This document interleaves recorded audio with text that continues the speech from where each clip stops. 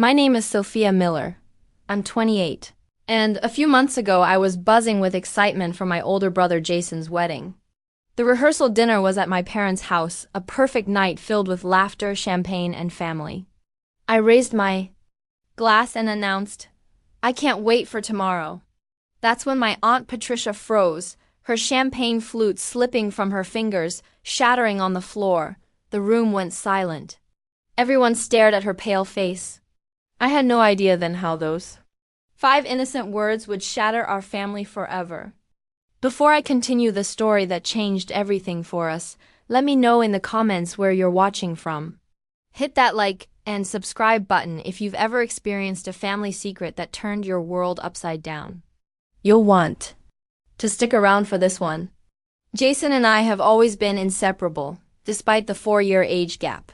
At 32, he'd found his perfect match in Megan Parker, a 29-year-old kindergarten teacher with kind eyes and a laugh that lit up a room.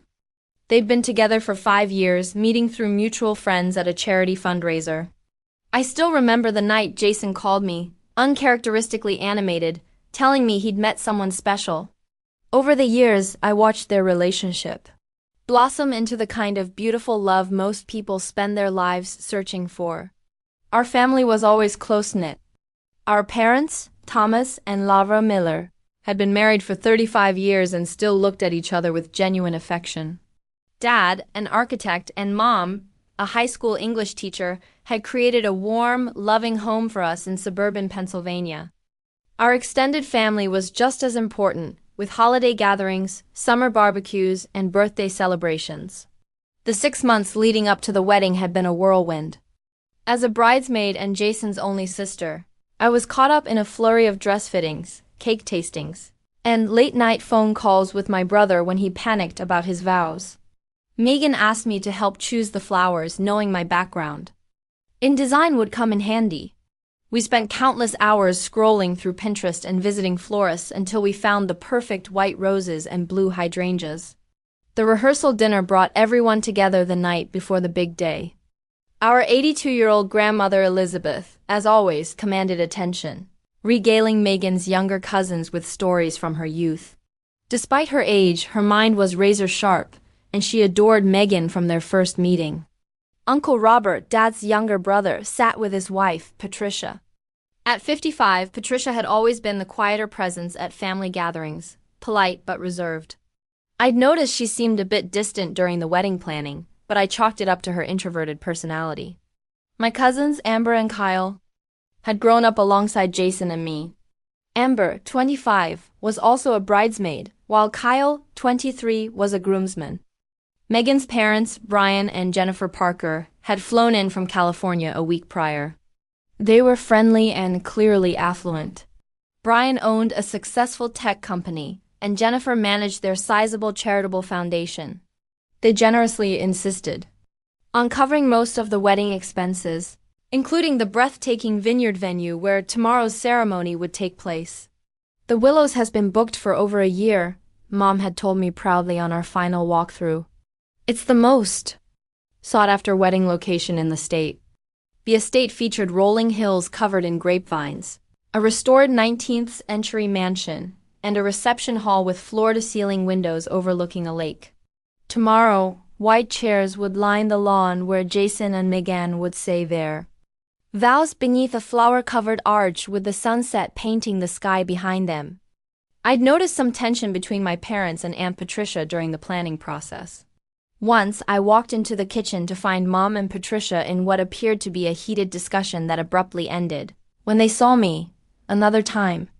Patricia had declined to attend Megan's bridal shower, citing a migraine. These instances seemed minor then, but in retrospect, they were the first warning signs. Patricia seemed particularly uncomfortable around Megan. During the rehearsal dinner, I noticed she barely made eye contact with the bride-to-be despite Megan's warm attempts to engage her. When Megan asked for family recipe suggestions, Patricia had muttered something about keeping things separate before changing the subject entirely. "Is everything okay with Aunt Patricia?" I'd ask Mom quietly. "She's just emotional about the wedding," Mom had replied, a little too quickly. "You know how she gets?" But I didn't know. I'd never seen Patricia behave like this. Still, I pushed my concerns aside. Tomorrow was Jason and Megan's day, and nothing was going to spoil it, or so I thought. The rehearsal at the venue that afternoon had gone smoothly.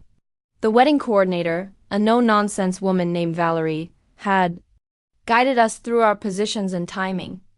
Jason had pretended to swoon when Megan walked down the practice aisle, making everyone laugh. The pastor had reminded us to speak clearly into the microphones. Everything was falling perfectly into place. Back at my parents' house for the dinner. The atmosphere was jovial. Dad had set up tables in the backyard, strung with fairy lights that twinkled as the sun set. Mom's garden provided a beautiful backdrop, her prized roses in full bloom.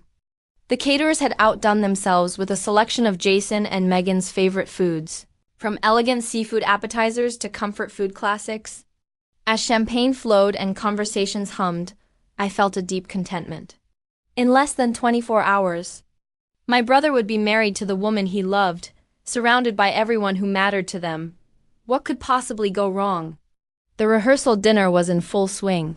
By 8 p.m., the backyard was transformed into an enchanted space under the May evening sky.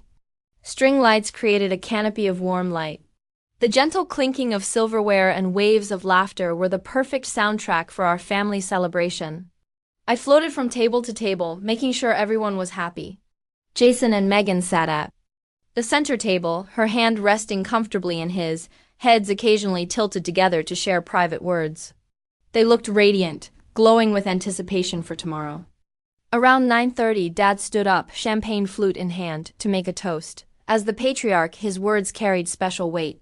He spoke eloquently about watching Jason grow from a curious boy into the man he was, about welcoming Megan into our family, and about the journey of marriage ahead of them. Tears glistened in many eyes as he finished. To Jason and Megan, he said, raising his glass higher. May tomorrow be the beautiful beginning of your lifetime together. To Jason and Megan, everyone echoed, glasses lifting in unison. The toasts continued Megan's father, followed by her maid of honor. When the formal toasts concluded, conversations resumed. I found myself standing near the dessert table with Jason, Megan, and several family members, including Aunt Patricia. The conversation turned to last-minute wedding details. I still can't believe we're actually here, Megan said, her face flushed with happiness. After all the planning, it's finally happening. I know, I agreed enthusiastically, raising my glass. I can't wait for tomorrow. The words had barely left my mouth when I heard the distinct sound of glass shattering. All eyes turned to Aunt Patricia. Her champagne flute lay in pieces at her feet. But more alarming was Patricia herself. The color had drained completely. From her face, her eyes wide with horror. She looked as though she'd seen a ghost. Patricia? Uncle Robert reached for his wife's arm. Are you all right? For a long moment, she didn't respond, her gaze fixed on me. Then shifting to Jason and Megan, the silence was uncomfortable until she finally seemed to collect herself. I'm sorry, she managed, her voice barely a whisper. The glass just slipped. A server quickly approached with a broom, and the moment began to pass. Conversation tentatively resumed, but the atmosphere had changed. An undercurrent of tension had replaced the easy joy. Let me help you clean up, Megan offered kindly to Patricia, assuming her reaction was simple embarrassment. No, Patricia said sharply, then softened. Thank you, but I'm fine. I think I just need some air. She walked briskly toward the side of the house with Uncle Robert following close behind. From where I stood, I could see them in an intense conversation. Patricia's hands moved animatedly while Robert tried to calm her. My father had noticed, too. He excused himself and made his way over to them, his expression growing serious as Patricia spoke. Something was very wrong. Driven by concern, I casually moved closer, pretending to adjust some flowers. I couldn't hear everything, but fragments of their conversation reached me. Can't let this happen, Thomas, Patricia was saying, her voice urgent. She doesn't know. I heard her ask my father, who shook his head. It's not the right time, Dad responded firmly. We've discussed this. Patricia's response was too quiet to catch, but the word irresponsible floated toward me. Jason appeared at my side. What's going on? He asked. Aunt Patricia seems upset about something. A crease formed between his eyebrows. Mom's acting weird, too. She practically sprinted after Dad when she saw him talking to Patricia. Sure. Enough. Our mother had joined the group, her posture tense. I watched as she placed a restraining hand on Patricia's arm, only to have it shaken off. When they finally returned, the four of them wore carefully composed expressions that didn't reach their eyes.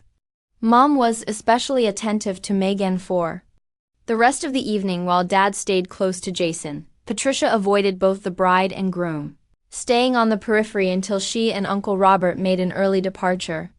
We have a long day tomorrow, Patricia said as she hugged me goodbye, her arms stiff and her smile forced. Get some rest, Sophia. As guests began to leave, I tried to question Jason, but he seemed distracted. Probably just wedding stress, he deflected, though the look he exchanged with our father suggested otherwise. Don't worry about it, sis.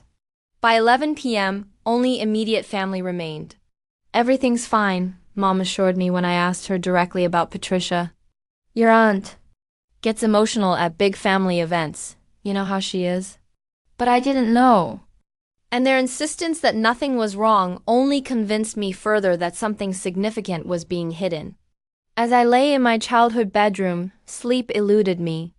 My mind replayed the evening's events, Patricia's face, the hushed conversation, the strange tension. Something about my innocent comment, "I can't wait for tomorrow," had triggered a wildly disproportionate reaction. What could possibly be so wrong about tomorrow? What did Aunt Patricia know that the rest of us didn't? The red numbers on my bedside clock flipped to 12 a.m. when my phone buzzed. A text message. Meet me on the porch, now, Patricia. I sat up, my heart racing. Aunt Patricia had left hours ago. What was she doing back at my parents' house at midnight? Slipping out of bed, I crept down the stairs, avoiding the creaky third step. The porch light was off, but the full moon provided enough illumination to see Aunt Patricia sitting on the swing. What's going on? I whispered. Is everything okay? She finally turned to me, looking bone-deep weary. Sit down, Sophia, she said, patting the space beside her. The old chains creaked. I shouldn't be here. Your father would be furious if he knew. Knew what? I prompted gently. Patricia took a deep breath. I've been carrying this for months, ever since Jason announced the engagement. I thought your parents would handle it. I thought they wouldn't let it get this far. Let what get this far? The wedding, she nodded. Sophia, what I'm about to tell you will change everything.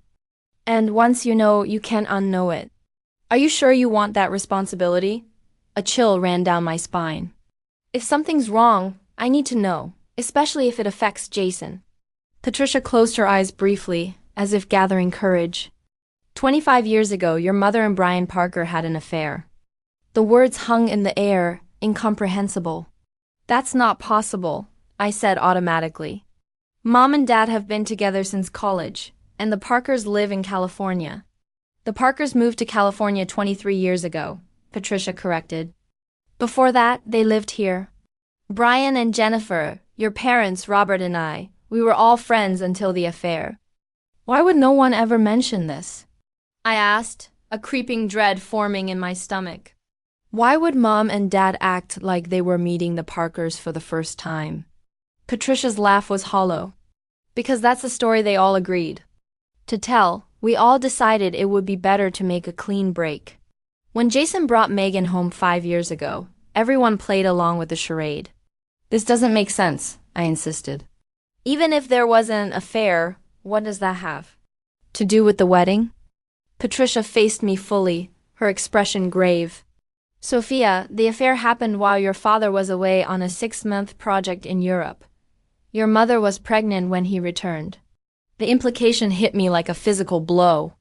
No, I breathed. Jason and Megan are half-siblings, Patricia said, her voice barely audible. They share the same biological father? The world seemed to tilt. I gripped the swing. A ball of nausea rose in my throat. That's not possible, I whispered, but pieces were already falling into place. The tension, the strange reactions, the secret conversations. How do you know this? I managed to ask. I found out by accident, she said. Last Christmas, I was helping your grandmother organize some old papers. I found letters from Brian to your mother. They were explicit about the affair and about the pregnancy. When I confronted Elizabeth, she confirmed everything. Apparently, she's known from the beginning. Grandma knows? The betrayal cut deeper. Everyone knows, Sophia. Your parents, the Parkers, even your grandmother. Everyone except you, Jason and Megan. But this is insane. They're about to get married. How could everyone let this happen?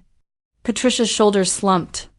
When Jason first introduced Megan, your parents were horrified.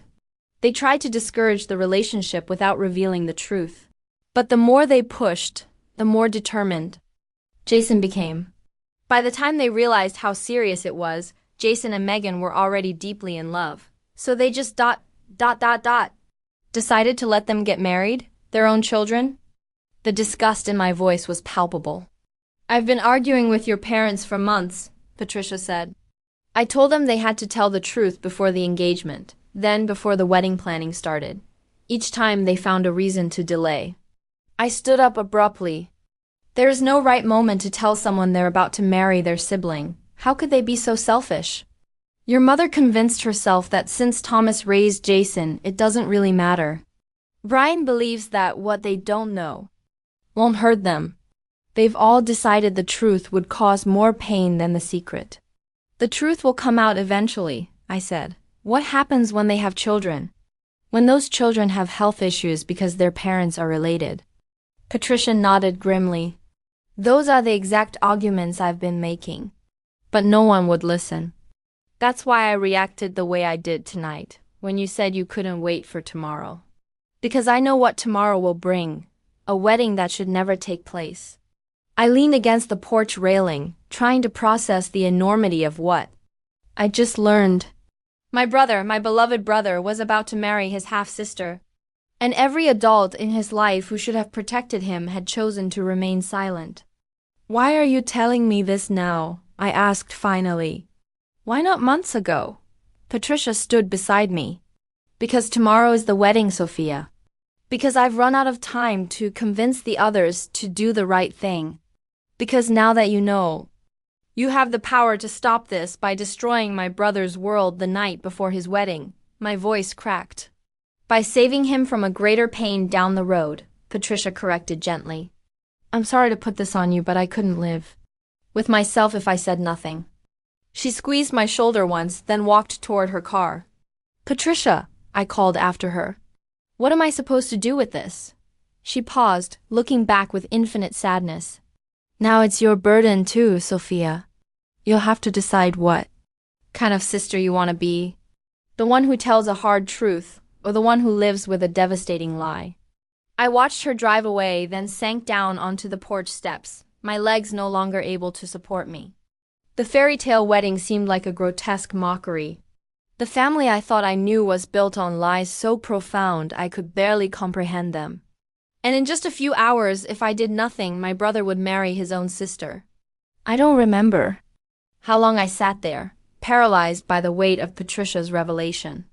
Rage began to replace the shock, propelling me to my feet and through the front door. The house was dark, but a sliver of light shone from beneath the kitchen door. My parents were still awake. I pushed the kitchen door open with more force than necessary, making it bang against the wall. Mom and Dad sat at the table, cups of tea before them, their faces haggard. They looked up at me, and from their expressions I knew they'd been discussing exactly what Patricia had just revealed. You know, Dad said quietly, not a question. Patricia told you, Mom added, her voice hollow. How could you? The words tore from my throat. How could you let this happen? Mom reached for me, but I stepped back, repulsed. Sweetheart, please try to understand. Understand what? I nearly shouted, then forced myself to lower my voice. That you've been lying to Jason his entire life? That you're letting him marry his own sister? It's more complicated than that, Dad said, his face etched with lines I'd never noticed.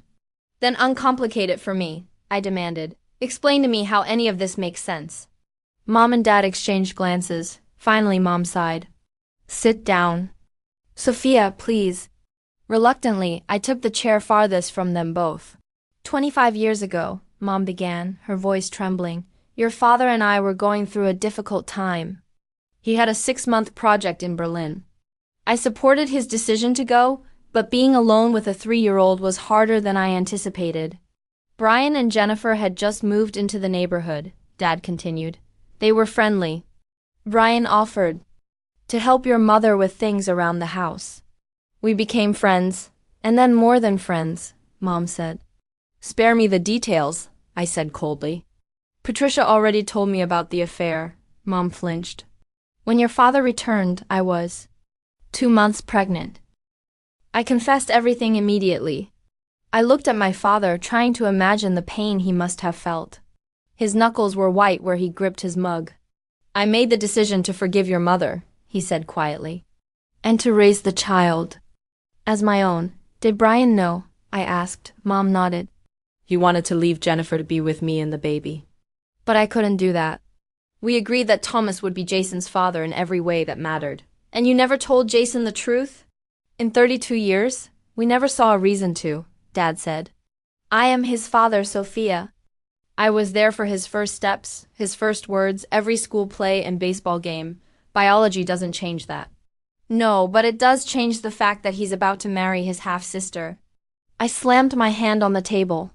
When did you realize who Megan was? Mom closed her eyes. The moment Jason introduced us. Brian and Jennifer had moved to California shortly after Jason was born. We never expected our children would find each other 27 years later. And you said nothing? You just smiled and welcomed them? We were in shock, Dad admitted. And then we saw how happy they were. We tried to discourage the relationship indirectly. We suggested Jason was too young for something serious, that long-distance relationships rarely work. But the more we pushed, Mom added, the more determined he became. Jason has always been stubborn that way. So when pushing didn't work, you just gave up. Decided, oh well, might as well let them commit accidental incest. The bitterness in my voice surprised me. We consulted doctors, Dad said defensively. Discreetly. We were told that while children of half-siblings do have increased risks, it's not as high as people assume. And Jason and Megan had mentioned they might adopt. You discussed their reproductive plans, but not the fact that they share a father? I was incredulous. By the time they got engaged, we didn't know how to tell them without destroying everyone's lives, Mom said, tears streaming down her face. Can you imagine what it would do to Jason to learn his entire life has been a lie? So you decided lying was kinder? I said flatly. We decided that the truth would cause irrevocable damage to 2 families, Dad corrected. That sometimes secrets exist for a reason. Some secrets should never be kept, a new voice said. We all turned to see Grandmother Elizabeth standing in the doorway. Mom, my father acknowledged. You should be asleep. How can anyone sleep with all this shouting? She asked, making her way to the table. Besides, it seems I'm needed again. You knew too? I accused. Of course I knew, Grandma said, lowering herself into a chair. I was the first person your mother called. I was also the first to suggest that Thomas raise the child as his own. How can you all be so calm about this? I demanded. Better than you might think, Grandma replied. Secrets have a way of festering. But the truth delivered at the wrong moment can be equally destructive. So what's your solution? Let the wedding happen. Of course not, Grandma said sharply. But charging off to tell Jason and Megan in the middle of the night isn't the answer either. Then what is? I challenged. We tell them together, Dad said. Tomorrow morning before anything can proceed. We explain everything, all of us, and we support them through the shock and grief that will follow. The day of the wedding, with hundreds of guests arriving. I couldn't believe what I was hearing. That's cruel. More cruel than you bursting into Jason's hotel room at. Mom checked the clock. 1:30 in the morning to shatter his world alone? Her words gave me pause. How would Jason react to learning such life-altering news from me without the context and details that only our parents could provide? But waiting until morning seemed equally unbearable. I need to tell him now, I said finally, standing up. He deserves to know before he puts on his tuxedo. And Megan deserves the same consideration. Sophia, please, Mom begged. Give us a chance to do this right. You've had 5 years to do this right, I said, my voice breaking. You've had Jason's entire life. You don't get any more chances. I turned to leave, but Dad's next words stopped me cold. If you do this, Sophia, you need to understand the consequences. This won't just affect Jason and Megan. It will change how he sees all of us, including you, for being the bearer of this news. I faced him, tears finally spilling down my cheeks. I know. But I'd rather have him hate me for telling the truth than love me for participating in a lie. Without waiting for their response, I grabbed my car keys and walked out into the night. My destination was clear, the hotel where my brother was spending his last night as a single man, unaware that his fiancée was also his sister. The drive to the Grand Willow Hotel took 20 minutes, but it felt like hours. My hands gripped the steering wheel, and my mind raced with the impossible conversation ahead. How do you even begin to tell someone that their entire life has been built on a foundation of lies? I pulled into the parking lot at 2:17 a.m. and sat in my car for several long minutes, gathering courage. Finally, I dialed Jason's number. It rang 4 times before he answered, his voice thick with sleep. Soph? What's wrong? It's the middle of the night. I need to see you, I said, my voice surprisingly steady. I'm in the parking lot. The parking lot? He sounded more alert now. Are you okay? No, I admitted. Please, Jason, it's important. Give me 5 minutes, he said. I'll meet you in the lobby. Jason appeared 5 minutes later wearing sweatpants and a faded t-shirt. His dark hair was rumpled. Despite the late hour, he looked happy, a man on the eve of marrying the woman he loved. My heart constricted painfully. What's going on? He asked, giving me a quick hug. Is it Mom? Dad? I shook my head, unable to speak past the lump in my throat. The lobby was deserted except for a night clerk who was tactfully pretending not to notice us. Let's sit down, I managed, gesturing to a seating area in the corner. We sat on adjacent sofas. You're scaring me, Sophia, he said quietly. Whatever it is, just tell me. I took a deep breath. I learned something tonight, I began, my voice barely a whisper. Something that affects you. Affects your wedding to Megan. Jason leaned forward, brow furrowed. What are you talking about? Is this about Patricia's weird behavior at dinner? I nodded. Partly. After everyone left, she came back. She told me that 25 years ago, Mom had an affair with Brian Parker. Jason blinked. Brian Parker? Megan's dad? That's ridiculous. They only met when I introduced them.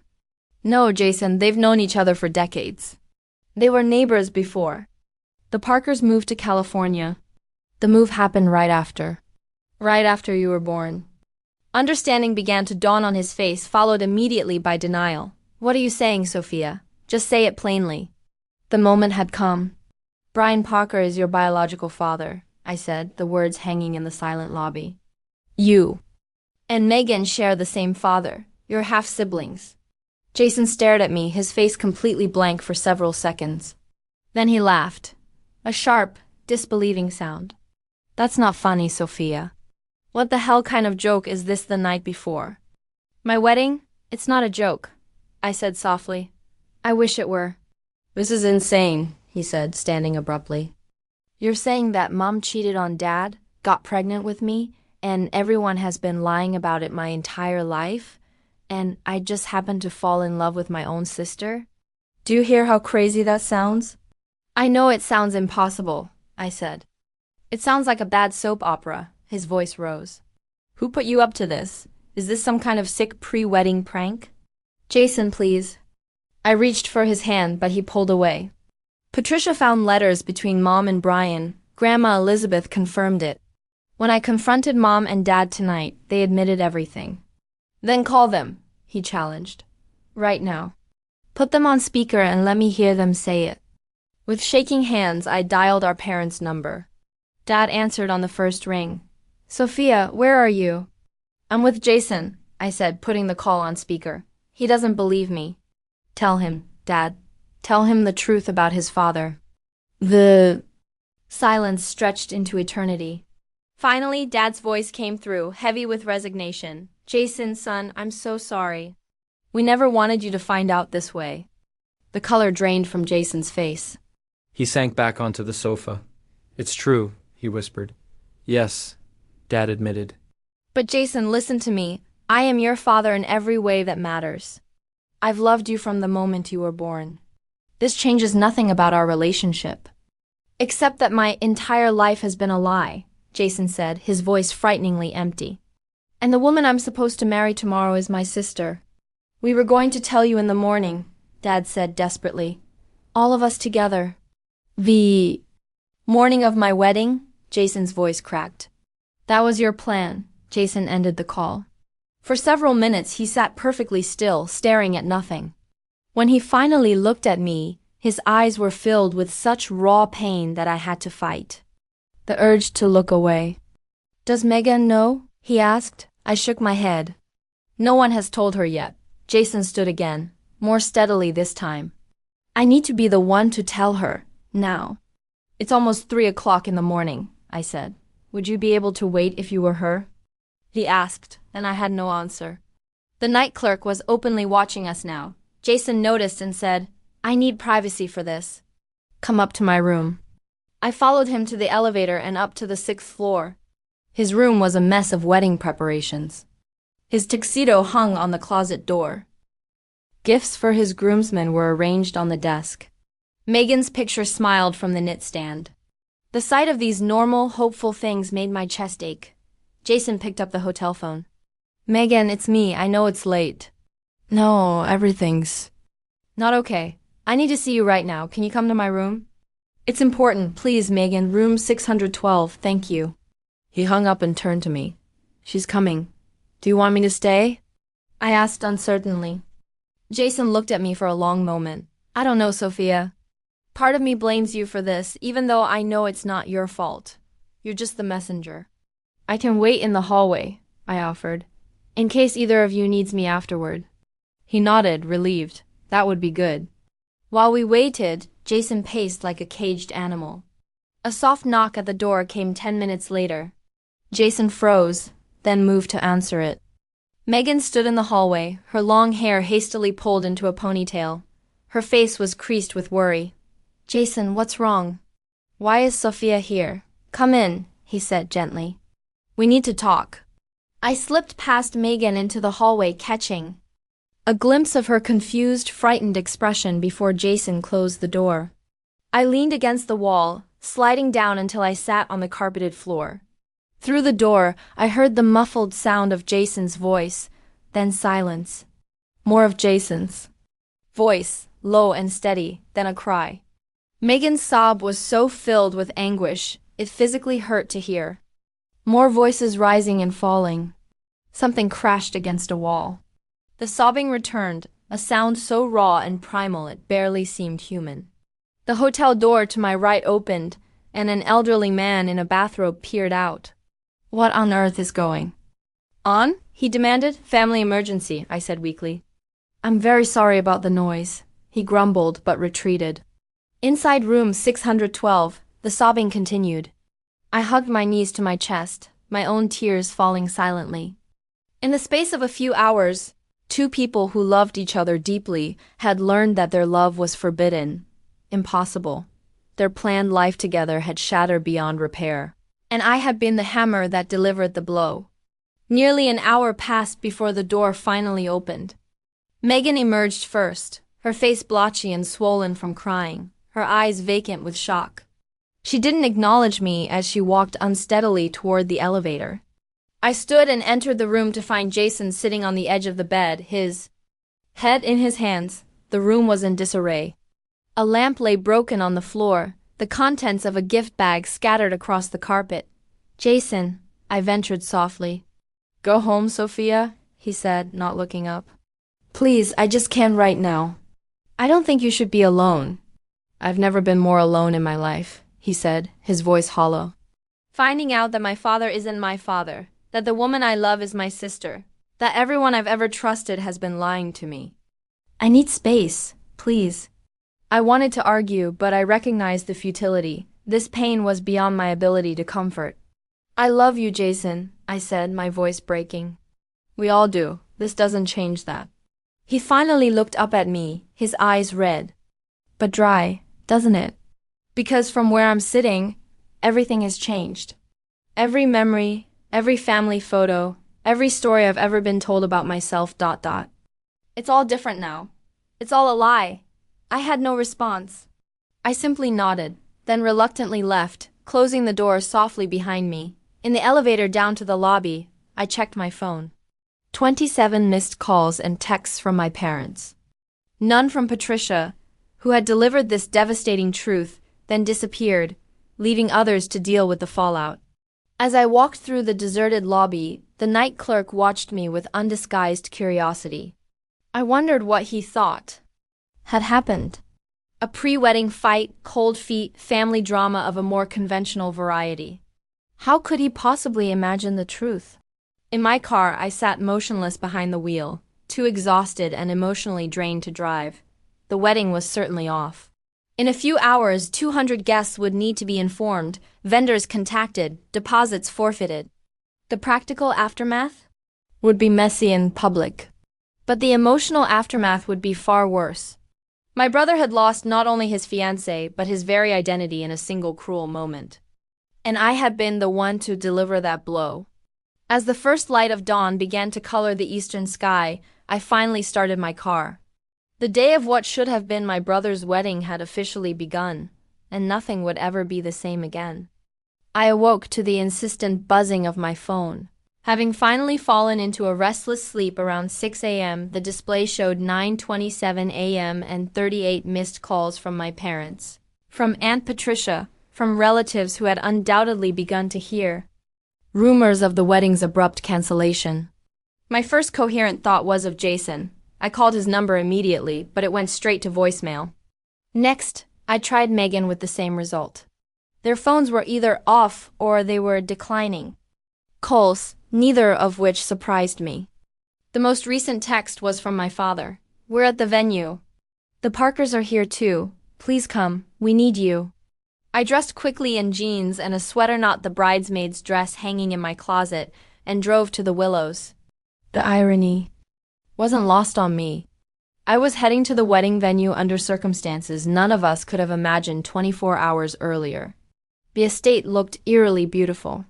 White chairs were already arranged in neat rows on the lawn. An arch draped with flowers stood at the end of the aisle. A team of caterers moved efficiently, unaware the food they were preparing would never be eaten. I found my parents in a small office near the main building. Mom sat rigidly in a chair, her eyes swollen from crying, while Dad paced the room. Brian and Jennifer Parker stood by the window, as far from my parents as the small space allowed. The tension was thick enough to cut with a knife. Sophia, Dad acknowledged when I entered. Have you heard from Jason? I shook my head. His phone's off. Megan's too.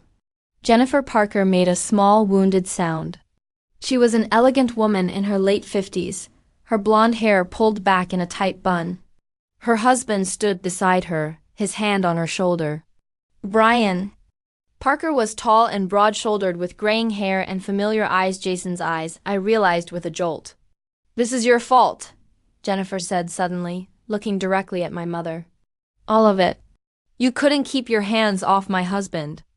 25 years ago, and now our children are paying the price. That's enough, Jennifer, Brian said quietly. No, it's not nearly enough, Jennifer's voice rose. We agreed never to speak of this again. We agreed to move on with our lives, to protect our families, and now look what's happened. We didn't. No, they would meet, Mom said, her voice barely audible. You should have told Jason the truth years ago, Jennifer snapped. Before he ever met Megan, before they fell in love, before we all had to watch them plan a wedding that was doomed from the start. And you should have told Megan, Dad countered, stepping in front of Mom protectively. The responsibility wasn't solely ours. Stop it, all of you, I interrupted. Blaming each other doesn't help Jason and Megan. What are we doing about the guests, the vendors? There are 200 people expecting a wedding in 4 hours. Dad rubbed his forehead. Wearily, we've started making calls. We're telling everyone there's been a family emergency and the wedding has to be postponed. Postponed? I echoed incredulously. Not cancelled? We can't exactly tell people the truth, can we? Brian said. That the bride and groom just discovered. They're siblings? The blunt statement hung in the air, making the reality impossible to deny. The wedding coordinator is helping us contact the vendors, Mom added. Most of them are being understanding about the deposits, given the circumstances. What circumstances did you tell them? I asked. That there's been a medical emergency, Dad replied. It's the easiest explanation. The door opened and Patricia entered, looking haggard. Uncle Robert followed her. Any news from Jason? Patricia asked, pointedly ignoring the hostile glares from my parents. Nothing, I replied. This is on you, Patricia, Mom said bitterly. If you had kept quiet for one more day, we could have handled this properly. There is no proper way to handle incest, Lavra, Patricia retorted. And for the record, I didn't tell Sophia to rush to Jason in the middle of the night. I simply gave her the information you should have shared years ago. Don't you dare take the moral high ground, Brian interjected. Someone needed to think. About those kids, Patricia shot back. Enough! Grandmother Elizabeth's authoritative voice cut through the arguing as she entered the room, supported by Uncle Robert. This bickering solves nothing. Where are Jason and Megan? No one had an answer. My phone buzzed with a text, and everyone turned to me. It was from Amber, my cousin and fellow bridesmaid. The bridesmaids and groomsmen are starting to arrive. I'll go talk to them, Dad said, sighing heavily. I'll come with you, I offered, desperate to escape the suffocating tension. Outside, the perfect May morning seemed to mock our crisis. In another universe, this would have been a perfect day for a wedding. We found the wedding party gathered near the bridal suite. Their faces showed various degrees of confusion. What's going on? Asked Cameron, Jason's best man. No one can reach Jason or Megan. Dad cleared his throat. I'm afraid the wedding has been postponed. There's been a family situation that requires immediate attention. What kind of situation? Amber asked, her eyes narrowing. Is everyone okay? Jason and Megan are physically fine, I assured her. But they're dealing with some difficult news that came to light last night. The questions came rapidly then, and Dad fielded them as best he could, offering vague reassurances that convinced. No one. As the morning progressed, the full weight of the cancellation began to materialize. Guests arrived despite our best efforts to contact everyone, requiring repeated explanations of the family emergency. The catering manager approached me with questions about what to do with the food. The photographer arrived, confused about whether to set up. Around noon, I finally received a text from Jason. I'm at Lucas's apartment. I'm safe. Don't try to see me. Lucas was another of his close friends, not involved in the wedding party. I shared this with my parents, providing minimal relief. Still, no word came from Megan. By 2 p.m., when the ceremony should have been starting, most guests had been turned away. The vendors were packing up, and our extended family had gathered in the main house, muttering in small groups. The story had morphed with each telling, though the actual truth remained known only to those of us who had been in that small office. I heard they had a massive fight, one distant cousin whispered to another. Something about a prenuptial agreement. I heard she caught him cheating, came another theory. I moved through these conversations like a ghost, neither confirming nor denying anything. Uncle Robert approached me as I sat alone on a bench overlooking the lake. Patricia didn't mean for this to happen this way, he said quietly. Didn't she? I asked. She waited until the night before the wedding to reveal a truth she's known for months. She could have told Jason directly, but she chose to put it on. Robert sighed. She thought your parents would do the right thing once they realized she knew. When they didn't, she felt trapped, but she does care about Jason. Caring isn't enough, I said. Not when you destroy people's lives. The truth didn't destroy their lives, Sophia, he countered gently. The lies did. The truth, painful as it is, will eventually set them free. I wanted to believe him, but in that moment, free seemed like the last word I would use to describe Jason and Megan by evening.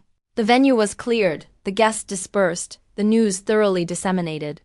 We gathered at my parents' house: Mom, Dad, Grandma Elizabeth, Uncle Robert, Aunt Patricia, and me.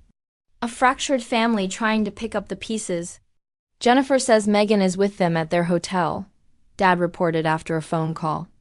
She's devastated, obviously, but physically okay. They're flying back to California tomorrow. And Jason? Grandma Elizabeth asked. Still at Lucas's, Dad said. He's not ready to talk to any of us yet. Can you blame him? I said, unable to keep the bitterness from my voice. No, Mom admitted quietly. I don't blame him at all. We sat in uncomfortable silence, each lost in our own thoughts. The doorbell rang, startling us all. Dad went to answer it, returning moments later with an unexpected visitor, Brian Parker. I thought we should talk, he said, addressing the room but looking primarily at me. About where we go from here. Where we go from here, I repeated, incredulously. The wedding is cancelled. Your daughter and my brother, your son, have had their lives torn apart. What exactly is there to talk about?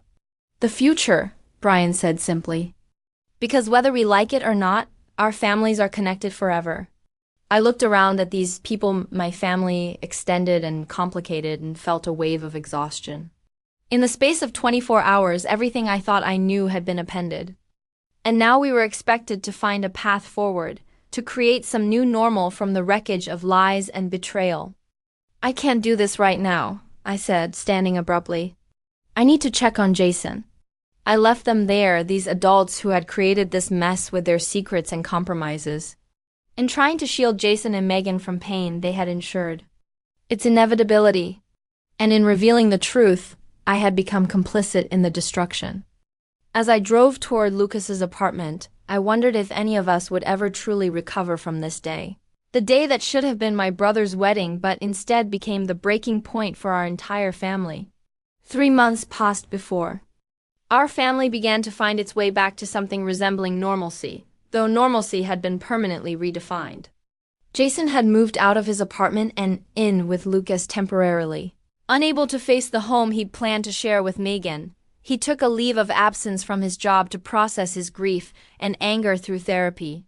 For the first month, he refused to speak to our parents, communicating only through brief, impersonal texts.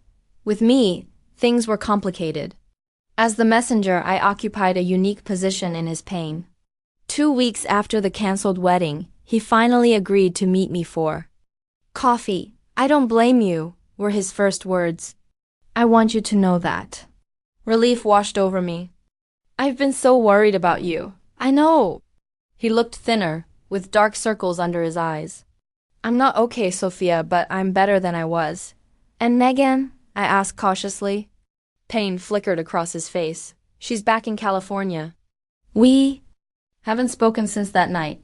I don't know what we would say to each other. I'm so sorry, Jason, for all of it. He nodded. The thing is, I'm grateful to know the truth. As horrible as it is, living a lie would have been worse. So, thank you for having the courage to tell me when everyone else chose secrecy. That conversation marked the beginning of our healing as siblings. Over the following weeks, we met regularly.